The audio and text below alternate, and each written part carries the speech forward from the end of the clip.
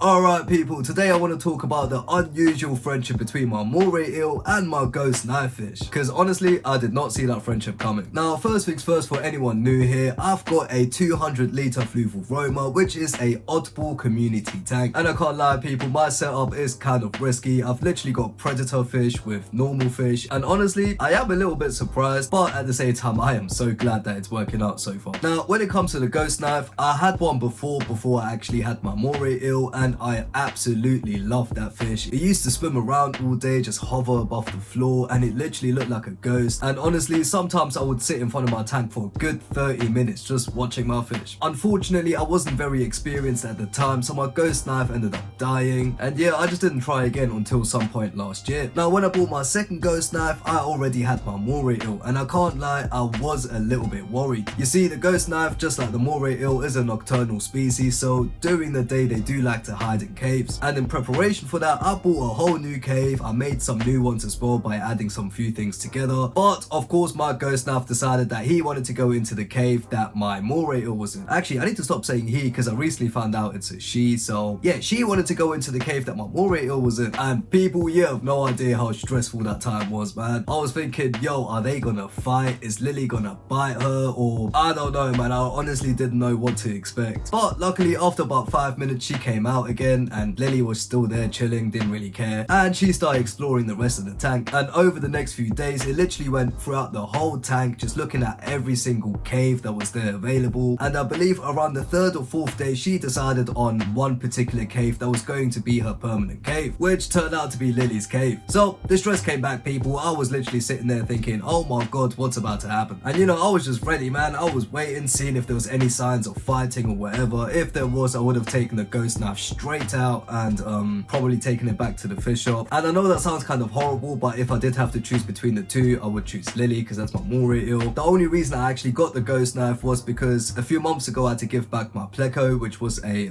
super red bristlenose, I believe they're called. You know, it just got a bit too big and it was getting a bit aggressive in the tank, trying to take a whole cave to itself and that. So I took it back to the fish shop, they gave me some store credit, and I ended up getting that ghost knife. However, I did keep in mind that if it doesn't work out, then I would give it straight back. So I didn't have that emotional bond yet, and therefore it would have been easy to give that fish back. Don't worry guys, I'm not horrible. Like, if it were to happen now, I don't know what I would do because I'm actually attached to both of them. But I guess if I really had to choose, I'd probably still choose Lily, who is my Moray Eel, by the way. Now, the thing is, with the ghost knife, luckily she came out all the time, so I was able to check her body to see if there was any bite marks on there, and luckily there wasn't. However, with Lily, my Moray Eel, she doesn't really come out of her cave. Like, even when I'm feeding her, the most she will come out is like halfway. And even though I was pretty sure she was alright as well, I was more worried about her biting the ghost knife. I still had to find a way to check whether she was alright. Luckily, I did have a solution for that, which is bloodworms. You see, the thing is, when I'm feeding Lily earthworms, I literally put them in my hand and put it in front of her cave so she just comes out halfway to eat them. But when I'm feeding my tank bloodworms, I put them in a syringe and just spray them into the tank,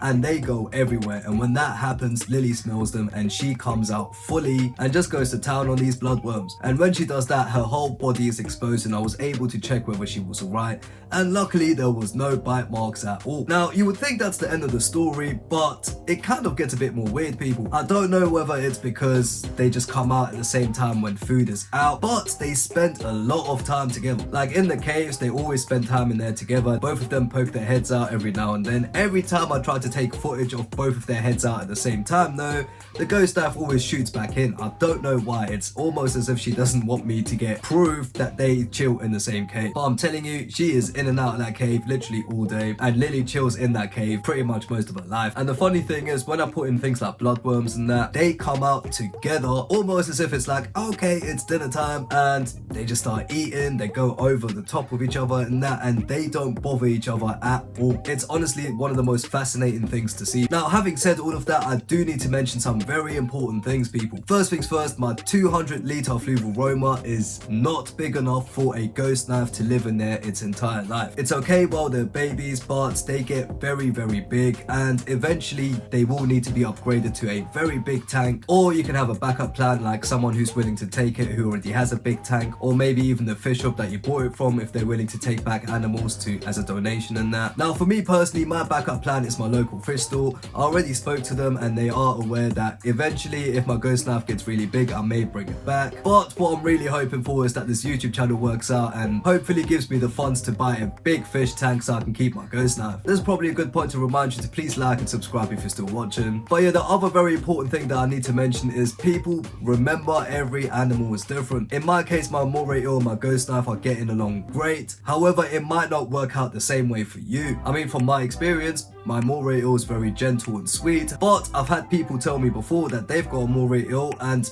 they ate everything in the tank. So yes, do remember people, every animal is different, and if you want to have a oddball community tank, you're just gonna have to do some experimenting and take some risks. But yeah people, this is how my ghost knife and my Moray Eel became friends. I didn't actually do anything to motivate them to become friends, it kind of just happened naturally, which makes this really fascinating. And yeah man, let's hope they keep up the peace. Anyway people, let me know what you think of this video. Do you enjoy these story times of my fish tank and that? Should I do more? Let me know in the comments down below. I try to reply to every single comment. Sometimes YouTube doesn't give me the notification, so if I do miss out a comment, my bad people, but whenever I do see them I do try to reply. Also remember to like and subscribe man, I'm just trying to grow this channel so we can do videos about animals and that. And yeah, if you want to see the care guide for my Moray Eel, then click right here.